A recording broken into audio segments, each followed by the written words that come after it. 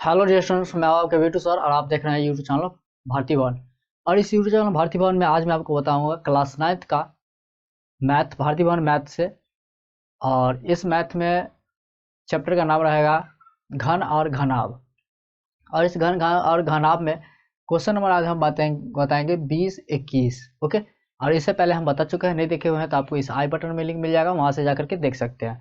तो चलिए बात करते हैं कि किस तरीके से हम इसको बनाएंगे। और एक चीज़ और आपको मैं बताना चाहूँगा कि अगर आपको भारतीय भवन के बुक का, अगर कोई भी बुक का, भारतीय भवन के किसी भी बुक का, सोशल साइंस का हो गया, साइंस का हो गया, किसी भी बुक का अगर आपको क्वेश्चन आंसर अगर चाहिए तो फिर आप नीचे दिए गए वेबसाइट पे जाकर के आप विजिट कर लीजिए। वहाँ पे आपको अवेलेबल है, ऑल टू ऑल क्वेश्चन आपको मिल जाएगा। और जो नहीं है वो धीरे धीरे अपडेट होते रहता है, वहाँ पे मैं अपलोड करते रहता हूँ, आपको आने वाले दिनों में टोटल मिल जाएगा। ओके। तो चलिए आप पहले वहाँ देख लीजिए। और इससे पहले वाला वीडियो नहीं देखे हो तो आपको आई बटन में लिंक मिल जाएगा, वहाँ से भी जा करके देख सकते हैं। तो चलिए आप बात करते हैं 20 नंबर क्वेश्चन को कैसे कंप्लीट करेंगे, उसको पहले थोड़ा देख लेते हैं। तो देखिए कि 20 नंबर क्वेश्चन में कह रहा है कि एक घन का पूर्ण पृष्ठ 1024 वर्ग सेंटीमीटर है तो उसका आयतन ज्ञात करें। क्या कह रहा है कि एक घन का पूर्ण पृष्ठ 1024 सेंटीमीटर है तो उसका आयतन ज्ञात करें, ये हमारे बता रहा है। तो सबसे पहली बात तो ये कि हमें इसको बना लेते हैं। तो हम क्या करेंगे कि घन का जो पृष्ठ क्षेत्रफल होता है वो हम निकाल लेते हैं। क्या निकालेंगे? घन का पूर्ण पृष्ठ क्षेत्रफल हम निकाल लेते हैं। तो यहाँ पे लिखेंगे कि चूंकि ये 20 नंबर क्वेश्चन है, ओके, घन का पूर्ण पृष्ठ क्षेत्रफल, इसका फॉर्मूला क्या होता है? 6 गुने भुजा स्क्वायर। क्या होता है? 6 गुने भुजा स्क्वायर, इसका फॉर्मूला होता है। ये आपको पता चल गया। यानी घन का पूर्ण पृष्ठ क्षेत्रफल बराबर भुजा 6 गुने भुजा स्क्वायर होता है, जिसमें हमें पूर्ण पृष्ठ क्षेत्रफल दिया हुआ है। तो प्रश्न से आप कर सकते हो या नहीं करोगे फिर भी चलेगा। ओके। तो घन का पूर्ण पृष्ठ क्षेत्रफल यहाँ देखिए, घन का पूर्ण पृष्ठ क्षेत्रफल कितना दी हुई है? 1024। तो इसके ठीक सामने लिखेंगे 1024 और ये बराबर है, बराबर ये 6 है, 6 गुने भुजा स्क्वायर। ओके, क्या चीज? भुजा स्क्वायर। अब आगे हम कर सकते हैं क्या कि 6 वाले को एक साथ करेंगे और बिना 6 वाले को एक साथ करेंगे, या फिर इसको हम ऐसे भी कर सकते हैं कि ये भुजा स्क्वायर को अगर हम निकालते हैं, ये भुजा स्क्वायर, तो बराबर क्या हो जाएगा? 1024 बट्टा ये 6 हो जाएगा। अब इसको हम क्या करते हैं? काट देते हैं। काटेंगे कैसे? तो 6 से हम भाग देंगे 1024 में, आप भी कर लीजिएगा। तो यहाँ पे जो है कितना से लगाएंगे? 1 से कितना हो जाएगा? 6 का 6, यानी 10 में से 6 गया तो 4 हो जाएगा और ये 2 आएगा, यानी 42, 6 7 42, यानी कि 169 आ जाएगा आपका। ओके। तो यहाँ पे इसको काट देते हैं तो कितना आ जाएगा? 169। यानी कि कहने का अर्थ ये हुआ कि आपका जो है भुजा स्क्वायर बराबर 169 आया। तो यहाँ पे हम स्क्वायर हटाएंगे तो क्या हो जाएगा?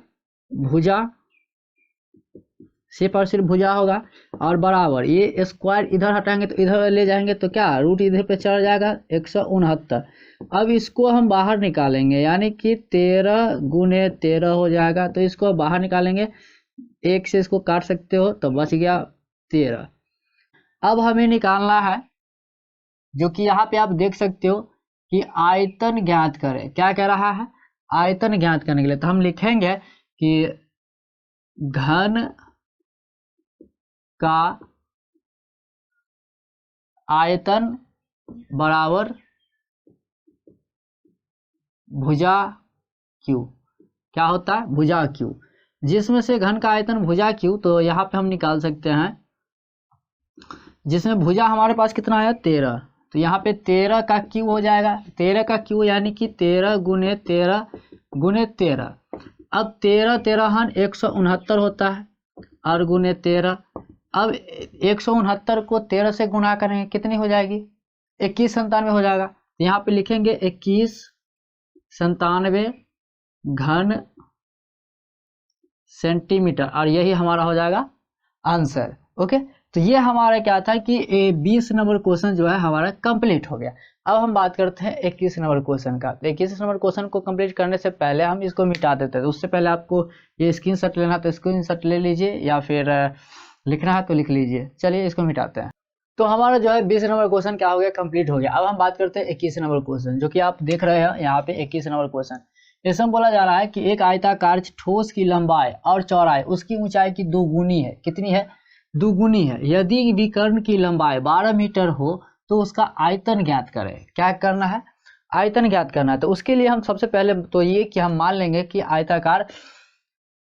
आयताकार ठोस की लंबाई हमें दी नहीं है। क्या करें? आयताकार ठोस की लंबाई, चौड़ाई उसकी, लंबाई और चौड़ाई उसकी ऊंचाई की दुगुनी है। तो यहाँ पे तो ये हमें पता है ही नहीं, ना ही ये पता है और या ना ही ये पता है। तो हम सबसे पहले क्या करेंगे, हम सबसे पहले ऊंचाई मानेंगे। ठीक, ऊंचाई हमें पास दी हुई नहीं है, तो लंबाई और चौड़ाई उसकी ऊंचाई की दुगुनी है। यानी कहने का मतलब ये हुआ कि ऊंचाई जो है हमारा जितना होगा उसका दुगुना लंबाई और चौड़ाई होगा। यानी कहने का मतलब अगर हाइट यानी ऊंचाई 1 है तो एल और बी कितना होगा, इसका दुगुनी होगा, यानी कि 2 हो जाएगा, है ना।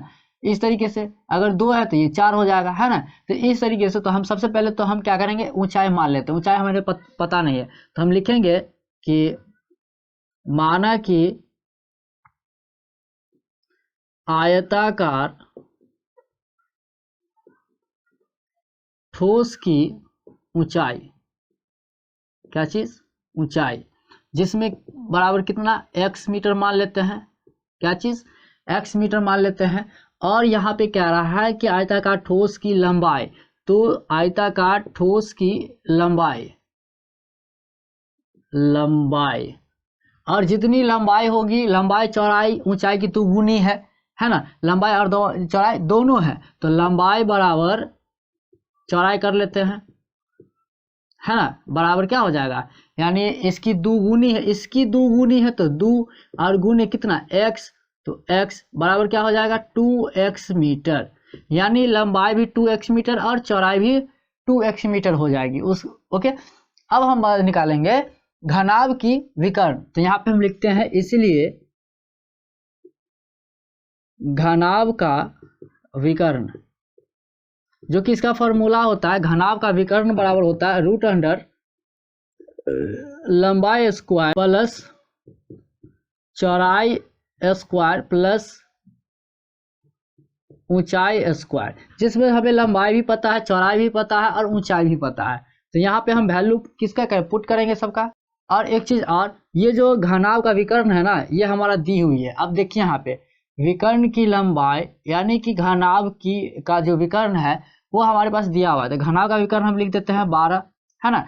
और ये बराबर उसका जो है ये √अंडर लंबाई कितना है 2x है, तो 2x का स्क्वायर हो जाएगा, यहाँ पे देख रहे हो।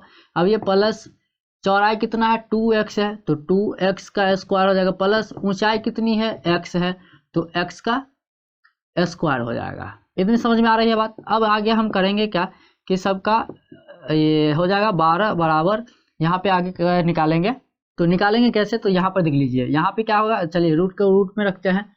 अब यहाँ देखिए 2x का स्क्वायर, यानी कहने का अर्थ ये होगा कि 2x का स्क्वायर, तो 2 का स्क्वायर 4 और x का स्क्वायर x स्क्वायर होगा, कितना हो जाएगा 4x स्क्वायर। यानी कि यहाँ पे लिखेंगे 4x स्क्वायर और प्लस इसका भी हो जाएगा 4x स्क्वायर प्लस इसका कितना हो जाएगा x स्क्वायर होगा, है ना। यानी कि यहाँ पे 4 है, यहाँ पे 1 है, नहीं कुछ दिया हुआ तो 1 है।